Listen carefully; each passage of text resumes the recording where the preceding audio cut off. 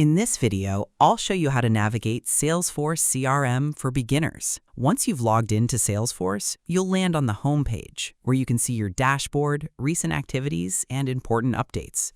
At the top of the screen, you'll find the global search bar, which lets you quickly search for accounts, contacts, leads, opportunities, and other records from anywhere in Salesforce. On the navigation bar, you'll see tabs such as Home, Accounts, Contacts, Leads, Opportunities, Reports, and Dashboards.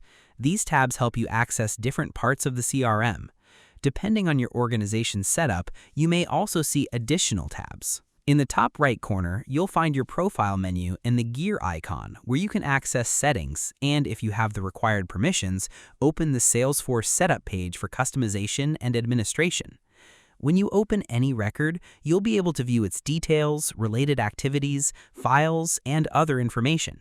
You can also edit records or create new ones if your user permissions allow it. Once you're familiar with these main sections, navigating Salesforce becomes much easier, and you'll be able to manage your daily tasks more efficiently.